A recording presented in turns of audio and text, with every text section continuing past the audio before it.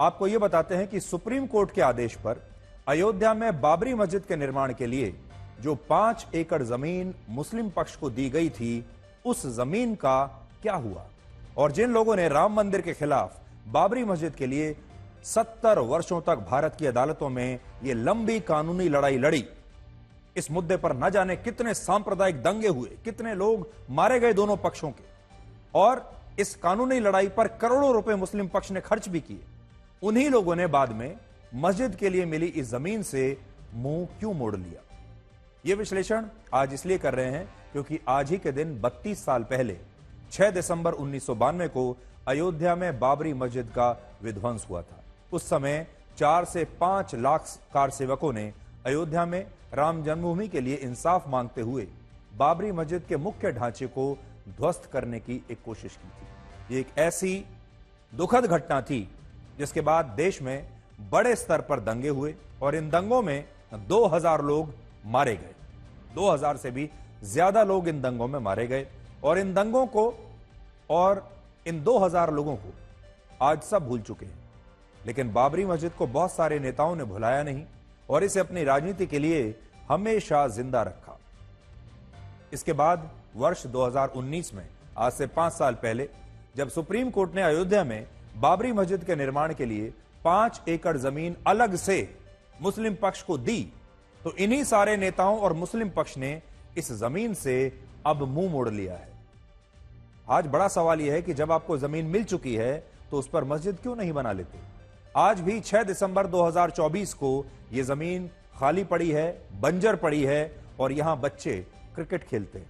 बहुत सारे लोग कहते हैं कि इस मस्जिद के निर्माण का काम बीजेपी की सरकार के कारण रुका हुआ है, लेकिन सच यह है कि सुप्रीम कोर्ट के आदेश के सिर्फ 4 महीने बाद फरवरी 2020 में ही उत्तर प्रदेश की सरकार ने मुस्लिम पक्ष को मस्जिद के लिए 5 एकड़ जमीन आवंटित कर दी थी, जो अयोध्या के ही धन्नीपुर गांव में है और यह गांव राम जन्मभूमि से लगभग 25 किलोमीटर दूर है।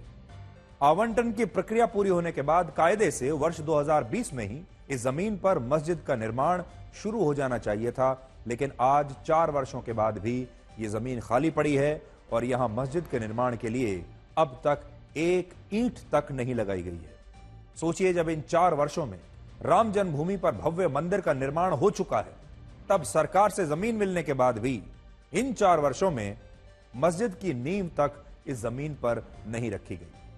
इसका कारण यह है कि इस मस्जिद को बनाने के लिए लोगों ने चंदा नहीं दिया और मुस्लिम पक्ष के पास पैसा नहीं है। ये 2 तस्वीरें देखिए। सुप्रीम कोर्ट ने जो फैसला सुनाया था 2019 में राम मंदिर के लिए और बाबरी मस्जिद के लिए, राम मंदिर, भव्य राम मंदिर बनकर तैयार है।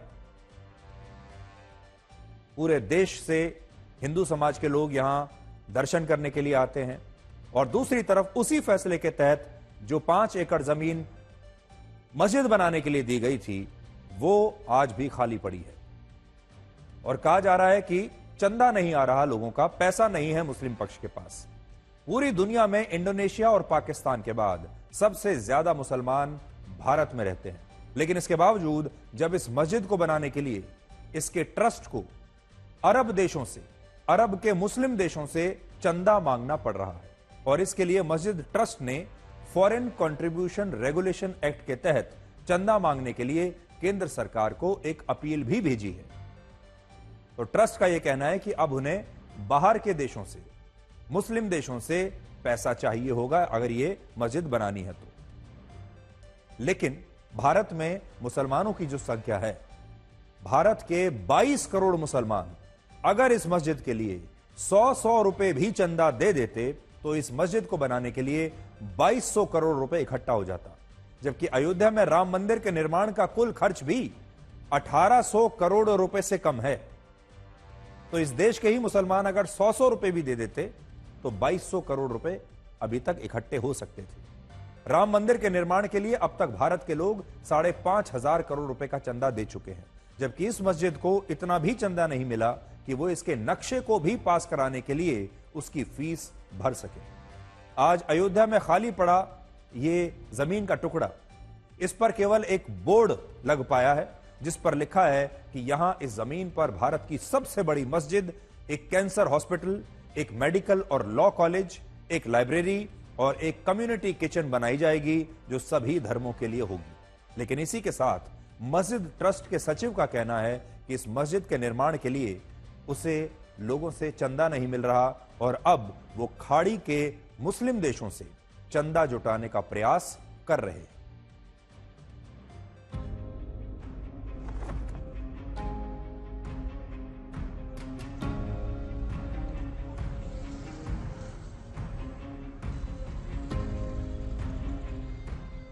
देखिए, सवाल जो है ट्रस्टियों का है कि जब वक्फ बोर्ड के जफर फारूकी को जो है जमीन मिली तो उन्होंने अपना एक निजी ट्रस्ट बनाया था। जो ट्रस्ट के लोगों ने जो है चंदे का प्रयास किया, लेकिन मुसलमान जो है वो जो है संतुष्ट है। वो चाहता है कि जहाँ भी जमीन मिली है वहाँ मस्जिदें हैं। अयोध्या विवाद का हाल हुआ तो मंदिर और मस्जिद के लिए एक साथ जमीन दी गई। श्री राम मंदिर में प्राण प्रतिष्ठा के बाद जहां निर्माण कार्य अंतिम दौर में है, वहीं मस्जिद के लिए दी गई जमीन अभी भी वीरान पड़ी है और इस जमीन पर भूमि पूजन भी हो गया और शुरुआत भी हो गई थी, लेकिन अभी तक इस जमीन पर कुछ भी नहीं हुआ है। हमें अफसोस है कि आज भी हम इतना भी फंड नहीं जमा कर पाए कि हम इस प्रोजेक्ट को शुरू कर पाएँ और किसी अंजाम तक ले जा पाए, क्योंकि ये हॉस्पिटल जो है वो जो 300 बेड का वो अल्टीमेटली एक बड़ा प्रोजेक्ट, इसको सस्टेन करना है। तो हम ये नहीं चाहते कि बीच में आधा अधूरा कुछ भी वहाँ पे हम नाम मात्र का कुछ न्यू रखने का या कुछ कार्यक्रम करें और थोड़े बहुत काम होके वो रुक जाए फंड के अभाव से। तो जब हमारे पास एक सस्टेन्ड एक फ्लो ऑफ फंड का आ जाएगा तो उसी एक्सरसाइज में हम लोगों ने तमाम शहरों में मुहिम भी चलाई। अभी हम लोग कोशिश में है कि एफसीआरए के रेगुलेशंस के तहत हम मापदंड पे आ जाएं, तो हमें एफसीआरए अप्रूवल मिल जाए तो हम बाहर से भी फंड ले पाएं। तो ये कोशिश जारी है। फोकस जो है वो हॉस्पिटल पे है, जो कि हर समुदाय हर वर्ग के काम आने की चीज है और वो बड़ा प्रोजेक्ट है जिसमें फंडिंग की समस्या आ रही है। फंडिंग की समस्या की वजह से काम लेट हो रहा है। कोई समस्या अभी है क्या? बार बार नक्शा भी बदल रहा है आपका। मुख्य समस्या मस्जिद की उसका फंडिंग का ही है। इंडो इस्लामिक कल्चरल ट्रस्ट भी जो है वो यही सोचता है कि मस्जिद से पहले अस्पताल का निर्माण किया जाए, जिससे लोगों को स्वास्थ्य संबंधी लाभ मिले, वो भी पहले, उसके बाद फिर मस्जिद की प्रायोरिटी होगी। इसीलिए मस्जिद के निर्माण कार्य में देरी हो रही है और इसकी सबसे बड़ी वजह फंडिंग का ना मिलना है। रणवीर सिंह, अयोध्या, आज तक। क्या आपने कभी सोचा है कि इस मस्जिद के निर्माण के लिए भारत के मुसलमानों ने चंदा क्यों नहीं दिया? क्या इसका कारण यह हो सकता है कि भारत के मुसलमान बाबरी मस्जिद को भूल चुके हैं? बाबरी मस्जिद की टीस उनके मन में नहीं है। सच्चाई यह है कि भारत के हर मुसलमान के मन में आज भी बाबरी मस्जिद की टीस एक शूल की तरह चुभ रही है और इस कड़वाहट में अब भी कोई कमी नहीं आई है। भारत के मुसलमान बाबरी मस्जिद को भूले नहीं हैं। तो अगर भूले नहीं हैं तो फिर चंदा क्यों नहीं आ रहा? इसके पीछे का कारण कुछ और है। हकीकत में ऐसा लगता है कि सुप्रीम कोर्ट ने अयोध्या के मामले में जो न्याय दिया उससे इस देश के मुसलमान सहमत नहीं है। उन्होंने इस फैसले को स्वीकार नहीं किया और वो इस मस्जिद के लिए चंदा ना देकर एक तरह से सुप्रीम कोर्ट के फैसले के खिलाफ अपना विरोध जता रहे हैं और वो ये कह रहे हैं कि यह जमीन उन्हें मंजूर नहीं है। सुप्रीम कोर्ट ने जो न्याय किया है यह फैसला उन्हें मंजूर नहीं है और इसीलिए अब बाबरी मस्जिद को लेकर यह उदासीनता, खास तौर पर इस जमीन को लेकर जो उदासीनता दिखाई दे रही है मुस्लिम पक्ष में, मुस्लिम समाज में, यह उसका एक बड़ा कारण हो सकता है। क्या आपको पता है कि जब बाबरी मस्जिद का मामला भारत की अदालतों में था तब इस कानूनी लड़ाई पर करोड़ों रुपए खर्च हुए थे। अकेले सुप्रीम कोर्ट में बाबरी मस्जिद के पक्षकारों ने इस मामले की सुनवाई पर लगभग 15 करोड़ रुपए खर्च कर दिए थे और असदुद्दीन ओवैसी की पार्टी और दूसरे मुस्लिम संगठनों और कुछ मुस्लिम सांसदों ने और नेताओं ने भी मुस्लिम पक्षकारों को लाखों करोड़ों रुपए की फंडिंग दी थी।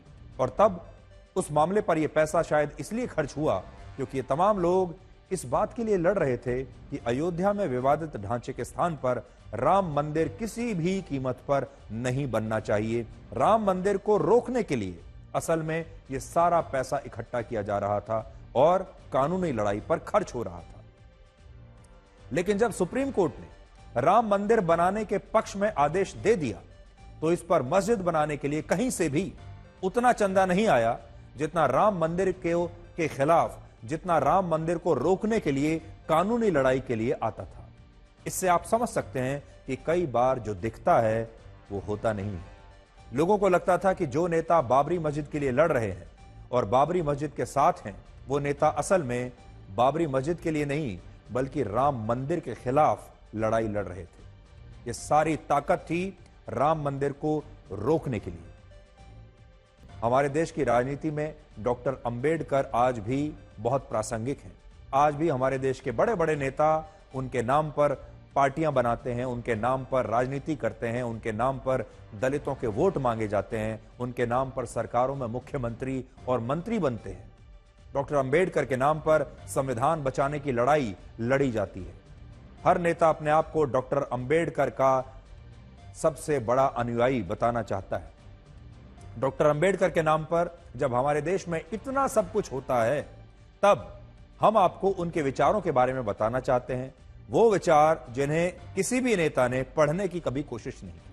अगर आप डॉक्टर अंबेडकर को मानते हैं तो फिर आपको उनकी संपूर्ण विचारधारा को मानना चाहिए, उनके सारे विचारों को मानना चाहिए, ना कि सिर्फ कुछ सिलेक्टिव विचारों को।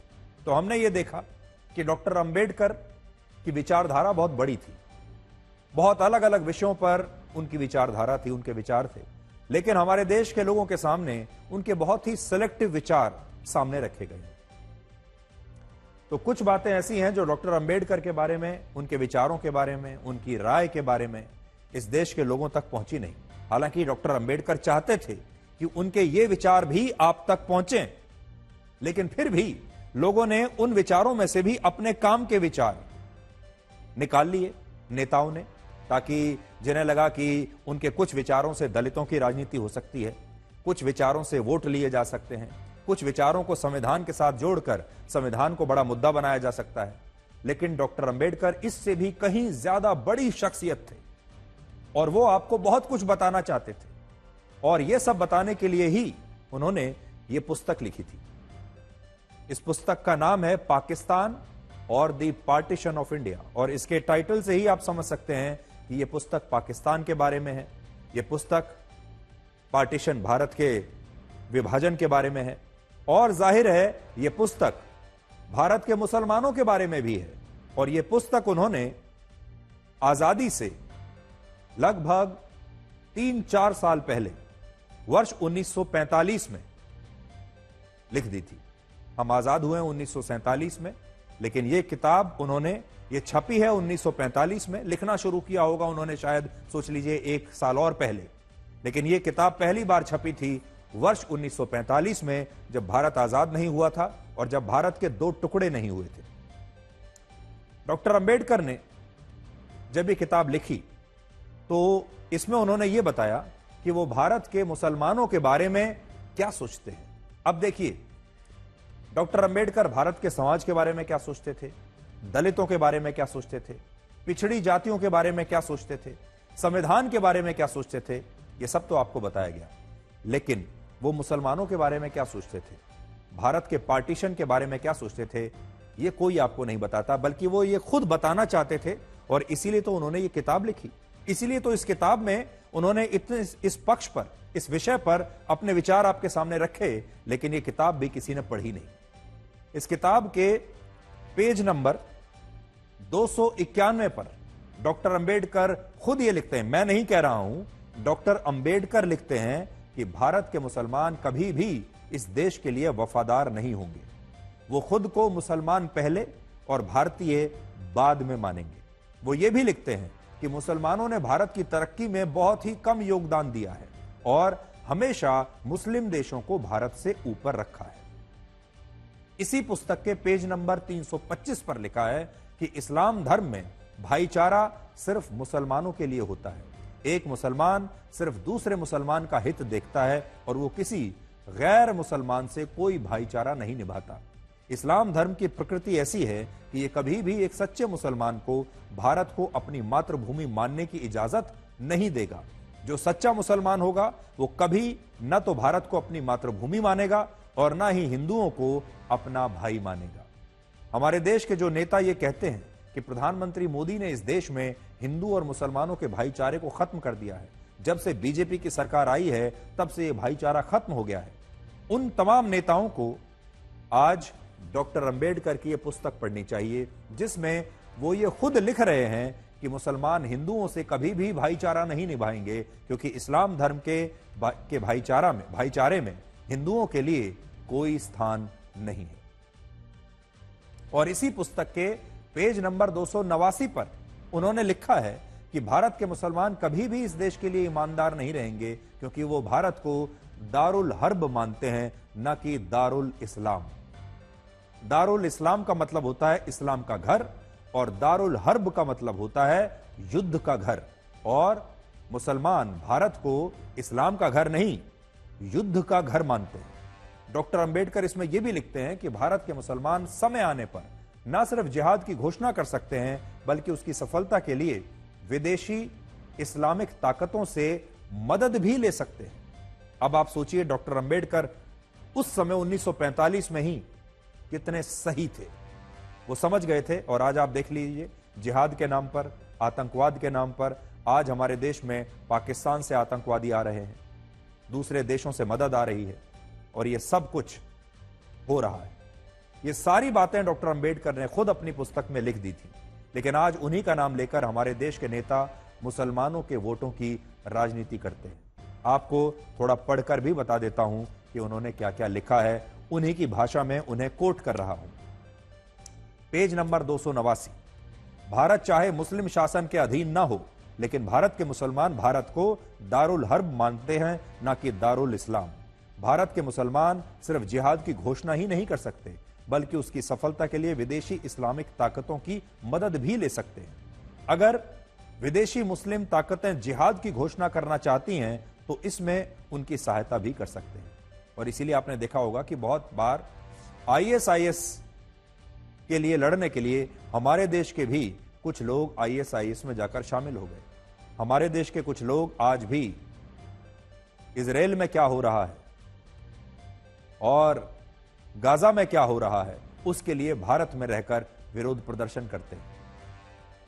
फिर इसमें लिखा है पेज नंबर 325 पर, इस्लाम धर्म एक बंद खिड़की की तरह है जो मुसलमानों और गैर मुसलमानों के बीच भेद करता है। इस्लाम धर्म में जिस भाईचारे की बात कही गई है वो भाईचारा मानवता का भाईचारा नहीं, बल्कि उसका मतलब सिर्फ मुसलमानों से भाईचारे से। मुसलमानों के भाईचारे का फायदा सिर्फ उनके अपने लोगों को मिलता है, और जो गैर मुस्लिम यानी हिंदू हैं उनके लिए इस्लाम में सिर्फ घृणा और शत्रुता ही बची है। मुसलमानों की वफादारी उस देश के लिए नहीं होती जहां रहते हैं, बल्कि उनकी वफादारी अपने धर्म के लिए होती है जिसका वो पालन करते हैं। मुसलमानों के अलावा डॉक्टर अंबेडकर ने विरोध प्रदर्शनों और आंदोलनों को भी भारत के लिए बहुत खतरनाक बताया था। उन्होंने कहा था कि अगर देश के लोगों ने सत्याग्रह और असहयोग जैसे पारंपरिक आंदोलनों की जिद नहीं छोड़ी तो देश का संविधान किसी काम का नहीं रहेगा। लेकिन आज इसी देश में डॉक्टर अंबेडकर के बनाए गए संविधान के नाम पर सड़कों को बंधक बना लिया जाता है, सड़कें जैम कर दी जाती हैं, आंदोलन किए जाते हैं और बड़े बड़े विरोध प्रदर्शन किए जाते हैं। डॉक्टर अंबेडकर नेताओं की प्रतिमा लगाकर उन्हें स्मरण करने के भी बड़े खिलाफ थे, लेकिन भारत के नेताओं ने इसी देश में अंबेडकर की ही हजारों मूर्तियां, प्रतिमाएं बनवा दी और उनके नाम पर आज चुनाव में खुलेआम वोट मांगे जाते हैं। भारत के नेताओं ने डॉक्टर अंबेडकर की तो प्रतिमाएं लगाई ही हैं, अपनी सोचिए कितनी प्रतिमाएं लगा दी, जबकि डॉक्टर अंबेडकर इसका भी विरोध करते थे। डॉक्टर अंबेडकर गांधी जी को भी महात्मा कहने का विरोध करते थे। एक इंटरव्यू में उन्होंने कहा था कि उन्होंने गांधी जी के दिल में झांक कर देखा है, जिससे उन्हें यह समझ में आया कि गांधी जी का बाहरी आचरण बिल्कुल अलग है और उन्होंने महात्मा होने का एक चोला ऊपर से ओढ़ा हुआ है, लेकिन वो असल में महात्मा कहीं से भी नहीं है। ये उनके विचार थे महात्मा गांधी के बारे में। इसके अलावा डॉक्टर अंबेडकर लोकतंत्र को भारत के लिए अच्छा नहीं मानते थे। डॉक्टर अंबेडकर ने कहा था कि लोकतंत्र सिर्फ अमेरिका जैसे देशों में सफल हो सकता है, जहां हर व्यक्ति के पास पैसा है, लोग पढ़े लिखे हैं, लोगों के पास बुनियादी सुविधाएं हैं। लेकिन भारत जैसे देश में जहां लोगों के पास बुनियादी सुविधाएं नहीं हैं, लोग पढ़े लिखे नहीं हैं, वहां लोकतंत्र कामयाब नहीं हो सकता। और अंबेडकर यह भी कहते थे कि लोगों के वोट से सरकारें बनाई और गिराई तो जा सकती हैं और एक तरह की राजनीतिक व्यवस्था को भी खड़ा किया जा सकता है, लेकिन इससे भारत के लोगों की तस्वीर नहीं बदलेगी।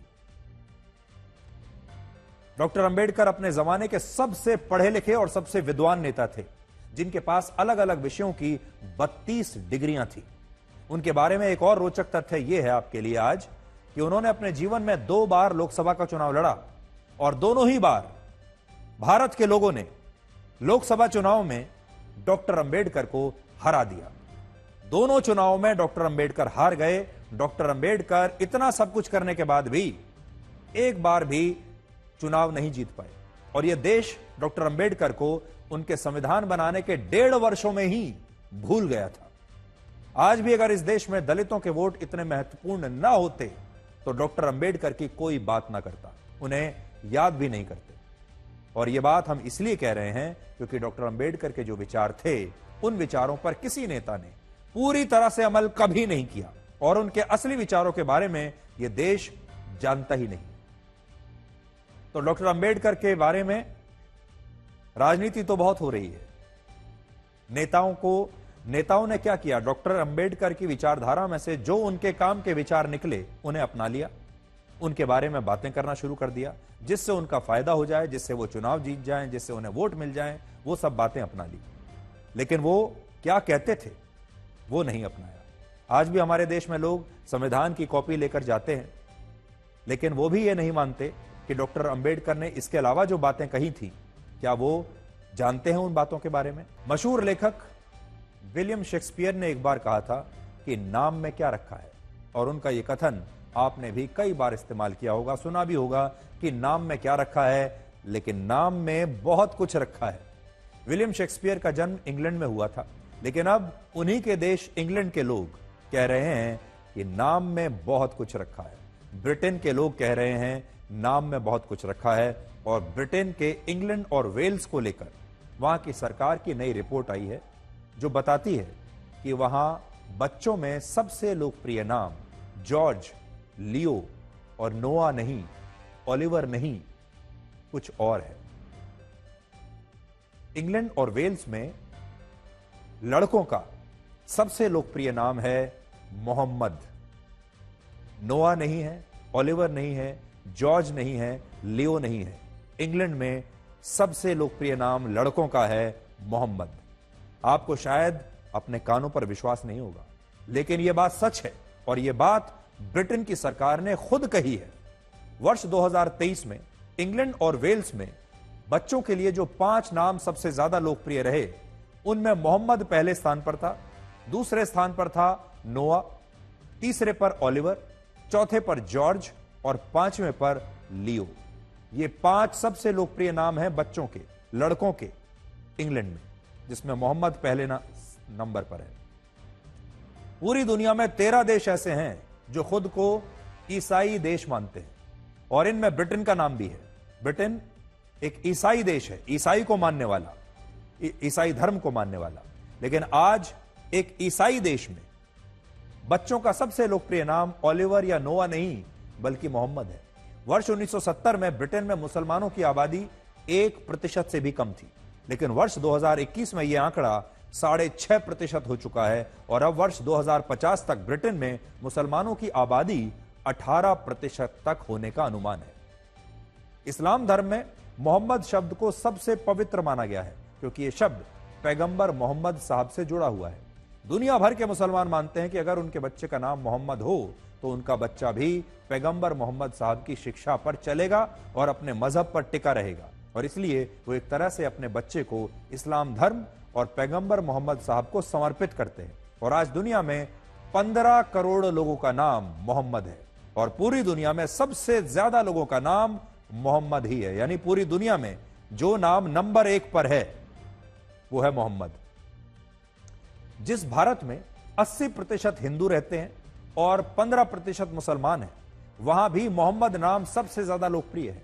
भारत में वर्ष 2022 में सबसे ज्यादा बच्चों का नाम मोहम्मद ही रखा गया, और इस लिस्ट में दूसरे नंबर पर जो नाम आता है वो है शिवांश।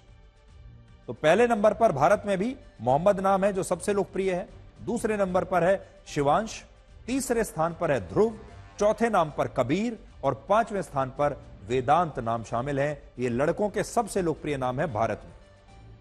हालांकि चीन में मोहम्मद नाम रखने पर प्रतिबंध है और अगर यह प्रतिबंध ना लगा होता तो और भी न जाने कई करोड़ लोगों का नाम चीन में भी मोहम्मद ही होता। तो नाम को लेकर आप देख लीजिए कि इंग्लैंड जैसे देश में भी अब मोहम्मद नाम सबसे लोकप्रिय हो गया है। अब आपको पंजाब में शुरू हुए उस ट्रेंड के बारे में बताते हैं जहां फोटो फ्रेम की जगह अब प्रतिमाओं और पुतलों ने ले ली है। ये पुतले परिवार के उन सदस्यों के हैं जिनकी मृत्यु हो चुकी है। पंजाब के अलग अलग शहरों में ये पुतले घरों में या खेतों में लगाए जाते हैं ताकि मृत्यु के बाद भी अपने करीबियों की यादों से ये परिवार जुड़ा रह सके और ये महसूस किया जा सके कि जिन लोगों की मृत्यु हो चुकी है वो आज भी अपने परिवारों के बीच रह रहे हैं। इसलिए ये प्रतिमाएं बनाई जा रही हैं, उनके बुत बनाए जा रहे हैं। जीवन की कड़वी सच्चाई बताते हुए लोग ये कहते हैं कि मरने के बाद आपके अपने ही आपको छूने के बाद हाथ धोएंगे, लेकिन सच थोड़ा अलग है। शव को छूने के बाद हाथ धोने के पीछे मेडिकल कारण भी हैं, दूसरे कारण भी हैं, मान्यताएं भी हैं ताकि शव के बैक्टीरिया से संक्रमण ना फैले। दूसरी भी कुछ मान्यताएं होती हैं, लेकिन सच्चाई यह है कि कोई भी अपने करीबियों को कभी खोना नहीं चाहता और उन्हें भूलना नहीं चाहता और हमेशा उनकी यादों से जुड़े रहना चाहता है। इसलिए पंजाब में एक नया ट्रेंड चल रहा है और वो ट्रेंड है पुतले बनवाने का और यह रिवाज पंजाब के गांवों में तेजी से फैल रहा है। पहले महापुरुषों, स्वतंत्रता सेनानियों, शहीदों, बड़े बड़े नेताओं या साधु संतों की प्रतिमाएं बनाई जाती थी ताकि उनके काम, संघर्ष और समाज में उनके योगदान को याद किया जा सके। लेकिन अब यह परंपरा आम लोगों तक पहुंच गई है और वो अपने परिवार के उन सदस्यों के ये स्टैच्यूज बनवा रहे हैं, प्रतिमाएं बनवा रहे हैं जो सिर्फ फोटो फ्रेम तक सीमित हुआ करते थे। लोग उनके साथ समय बिताते हैं, उनके पुतलों के साथ, प्रतिमाओं के साथ बात करते हैं, इससे जुड़े वीडियो सोशल मीडिया पर पोस्ट करते हैं और पंजाब के इस नए ट्रेंड से हमारी ये बहुत ही स्पेशल रिपोर्ट आज आप देखिए। परिवार के जो सदस्य दुनिया छोड़कर जा चुके हैं, घरों में या खेतों में उनके पुतले लगाए जा रहे हैं ताकि हमेशा के लिए दूर होकर भी वो पास बने रहें। पहले परिवार के गुजर चुके सदस्यों का फोटो फ्रेम बनाकर दीवार पर लगा दिया जाता था ताकि उनकी यादें बनी रहें, लेकिन अब ये रिवाज बदल रहा है और पंजाब में उन्हें उसी आदमकद रूप में संजो कर रखा जा रहा है जैसे वो कभी दिखते थे, ताकि घर वालों को ये लगे कि वो आज भी उनके बीच मौजूद हैं। संगरूर में अपनी मां की मृत्यु के बाद एक बेटे ने उनका पुतला बनवाया और अब वो उनके साथ काफी समय बिताते हैं। कहीं जाने से पहले उनका आशीर्वाद लेते हैं। उनकी बेटी भी अपनी दादी से अपने मन की बातें शेयर करती है। पर उनकी याद में मैंने सोचा था भी उनका एक स्टैचू बनाना है, उसको ही पूछ के हर एक फैसला करना है। वही फैसला हम करते हैं। सुबह उठ के जैसे इनके पैर छू के उनको बोल के भी हम ये काम कर लें, अंदर से ही बात आती है भी हाँ इनको काम कर लो या ना कर लो। अगर मम्मा पापा मुझे डांटते थे तो दादी मम्मा मुझे ना प्यार करने लग जाते थे, तो दादी मम्मा मुझे बहुत ज़्यादा प्यार करते थे। जब से स्टैचू आया है मुझे लगता है कि मेरी दादी मम्मा दोबारा से लौट आए। पंजाब के पठानकोट में एक पोते ने अपने दादा का स्टैचू बनवाया ताकि उनकी आने वाली पीढ़ियां अपने पूर्वजों को भूल न जाएं और उनकी यादें संजो कर रख सकें। उन्होंने ये स्टैचू अपने खेत में लगवाया है। अपने मृत परिजनों का पुतला लगवाने की इन सभी घटनाओं में एक बात कॉमन है और वो है इनको बनाने वाले कारीगर। इनका नाम है इकबाल सिंह गिल। ये वही मूर्तिकार हैं जिन्होंने सिद्धू मूसेवाला का पुतला बनाया था। उसके बाद से इनके पास लगातार पुतले बनाने की डिमांड आ रही है और ये फोटो देखकर बिल्कुल वैसा पुतला बना देते हैं जैसा वो व्यक्ति अपने जीवन में नजर आता था। एक मूर्ति बनाने में इन्हें 1.5 से 2 महीने लगते हैं। ये कई सैनिकों और पुलिस वालों की मूर्तियां भी बना चुके हैं। 2-3 ਮੂਰਤੀਆਂ ਬਾਹਰ ਗਈਆਂ, ਇੱਕ ਅਮਰੀਕਾ ਵੀ ਗਈ ਹੈ, ਇੱਕ ਕੈਨੇਡਾ ਵੀ ਗਈ ਹੈ, ਬਾਈ ਏਅਰ ਵੀ ਮੂਰਤੀਆਂ ਜਾਂਦੀਆਂ ਜੀ। ਤੇ ਉਹ ਇਉਂ ਜੀ ਸ਼ੌਂਕ ਹੈ, ਕਿਉਂਕਿ ਪੰਜਾਬੀ ਜ਼ਿਆਦਾ ਤਬਕਾ ਬਾਹਰ ਬੈਠਾ ਹੈ, ਉਹ ਆਪਣੇ ਮਾਂ ਪਿਓ ਨੂੰ, ਆਪਣੇ ਦਾਦਾ ਦਾਦੀ ਨੂੰ ਪਿਆਰ ਕਰਦਾ। ਦੇਖੋ ਇਹਨੇ ਬੋਲਣਾ ਤਾਂ ਹੈ ਨਹੀਂ ਗਾ ਜੀ, ਇਹ ਤਾਂ ਇੱਕ ਸਤਿਕਾਰ ਹੈ ਵੀ ਅਸੀਂ ਹੋਰ ਵੀ ਖਰਚਾ ਕਰਦੇ ਹਾਂ, ਇਹ ਵੀ ਇੱਕ ਬਣਾ ਕੇ ਘਰ 'ਚ ਲਾ ਲਈਏ, ਸਾਡੇ ਬੱਚੇ आने वाली पीढ़ी देखूगी। थोड़ा इस तरह है। पंजाब के अलावा महाराष्ट्र और दक्षिण भारत के कई राज्यों में इस तरह के पुतले बनवाने का ट्रेंड रहा है। इसी साल तेलंगाना के वारंगल में एक व्यक्ति ने अपनी पत्नी की मृत्यु के बाद उनका स्टैचू बनवाया, जो काफी चर्चाओं में रहा। इस तरह के स्टैचू से लोगों को अपने परिवार के बिछड़े हुए लोगों की यादों से जुड़े रहने और उन्हें अपने करीब महसूस करने का नया जरिया मिल गया है। इसमें लोगों का अपने लोगों के लिए प्यार भी दिखता है। जब भी वो इन पुतलों को देखते हैं तो महसूस होता है कि वो उनके आसपास ही हैं और उन्हें देख रहे हैं या आशीर्वाद दे रहे हैं। हालांकि इसका एक दूसरा पहलू ये भी है कि हर समय इन पुतलों को देखकर लोग उनकी यादों में डूबे रह सकते हैं और उनके जाने के दुख से निकल पाना ऐसे लोगों के लिए मुश्किल हो सकता है। अब आपको ये बताते हैं कि दुनिया के जिन देशों में जन्म दर कम हो रही है वो कैसे मुश्किल में पड़ जाएंगे और उन्हें क्या करना चाहिए। इन देशों में हमारा देश भारत भी आता है और आपको याद होगा अभी हाल ही में आरएसएस प्रमुख मोहन भागवत ने कहा था कि भारत के लोगों को जनसंख्या बढ़ाने के लिए कम से कम 3 बच्चे अभी पैदा करने चाहिए, और अगर ऐसा नहीं हुआ तो भारत का समाज एक दिन खत्म हो जाएगा। मोहन भागवत ने जो कहा वो बात बिल्कुल सही है। अगर हमने अपनी जनसंख्या को आगे नहीं बढ़ाया तो एक दिन हमारा समाज खत्म हो जाएगा। सोचिए, हमारे देश में एक जमाना था जब कहते थे कि 2 बच्चे ही अच्छे, परिवार नियोजन को सरकार बढ़ावा देती थी। हमारे देश में नसबंदी भी हुई है। अब उसी देश में कहा जा रहा है कि ज्यादा बच्चे पैदा कीजिए। और आज हम आपको यही बताने वाले हैं कि इस समस्या का असली समाधान क्या हो सकता है। लेकिन उसके लिए पहले आपको सिंगापुर का यह उदाहरण देखना चाहिए, और जो सिंगापुर में हो रहा है वो पूरी दुनिया में होगा और हमारे देश में भी आगे चलकर यही होगा।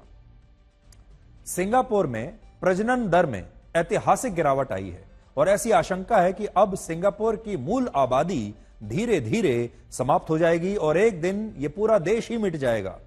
सिंगापुर में प्रजनन दर वर्ष 2022 में 1.04% से घटकर 0.97% हो गई है, और यह बहुत खतरनाक है। इसका मतलब यह है कि अब सिंगापुर में हर महिला औसतन 1 से भी कम बच्चे को जन्म दे रही है।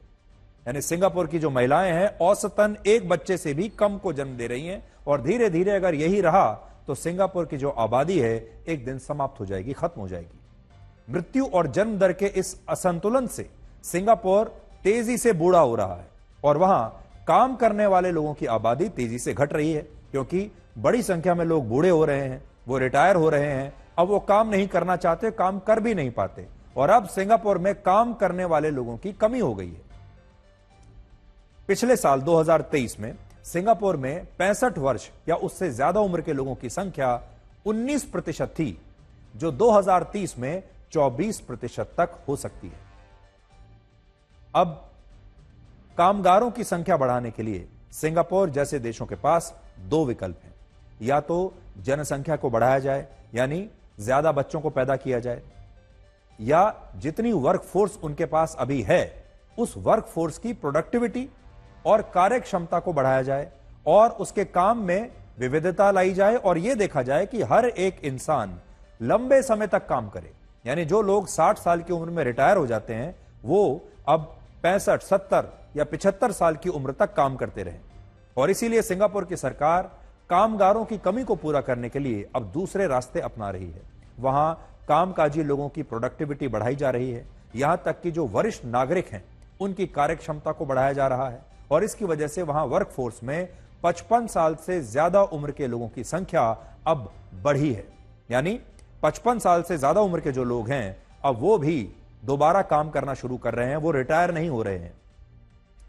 जैसे जैसे काम करने वाले लोगों की उम्र बढ़ रही है, सरकार वरिष्ठ कर्मचारियों के रोजगार के अवसर बढ़ाने के साथ साथ उनकी रोजगार क्षमता भी बढ़ा रही है, और इन प्रयासों से अलग अलग तरह से इनमें तेजी लाई जा रही है। सिंगापुर आबादी की कमी को पूरा करने के लिए टेक्नोलॉजी का इस्तेमाल कर रहा है। जनसंख्या के अनुपात में रोबोट्स की संख्या के हिसाब से सिंगापुर दुनिया में दूसरे नंबर पर है। वहां हर 10,000 कामकाजी लोगों पर 770 इंडस्ट्रियल रोबोट्स हैं जो उद्योगों में इंसानों की मदद करते हैं। अलग अलग जगह पर इंसानों की मदद कर रहे हैं रोबोट्स, क्योंकि अब इंसान की मदद करने के लिए इंसान वहां बचा नहीं, इसलिए एक इंसान होगा और उसके साथ एक रोबोट होगा उसकी मदद करने के लिए। तो सिंगापुर में अगर आप देखेंगे तो देखिए इस तरह के रोबोट्स वहां पर आपको मिलेंगे। एयरपोर्ट पर वहां पुलिस के रोबोट्स घूम रहे हैं, क्योंकि पुलिस के पास इतने लोग नहीं बचे कि वो हर जगह पहरा दे सके, इसलिए पुलिस के रोबोट्स हैं। अलग अलग उद्योगों में इस तरह के रोबोट्स को वहां पर लाया जा रहा है। ये देखिए, जब आप देखेंगे ये सिंगापुर में एयरपोर्ट पर पुलिस का रोबोट घूम रहा है, क्योंकि अब इतने लोग ही नहीं बचे। सिंगापुर रिटायरमेंट की उम्र को बढ़ाने के बारे में भी सोच रहा है कि वहां पर लोग अब रिटायर ना हो और ज्यादा दिनों तक काम करते चले।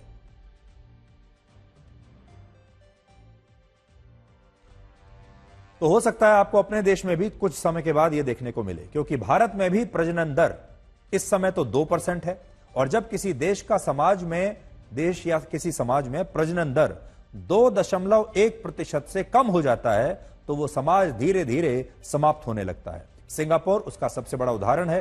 भारत में भी हमारी जो प्रजनन दर है वो 2.1 से कम है, 2% है। इसका मतलब यह है कि अगर यही प्रजनन दर रही हमारे देश में, यहां मतलब हमारे देश में एक औसत महिला 2 बच्चों को जन्म दे रही है, अगर यही ऐसे चलता रहा तो भारत का समाज भी धीरे धीरे खत्म हो जाएगा।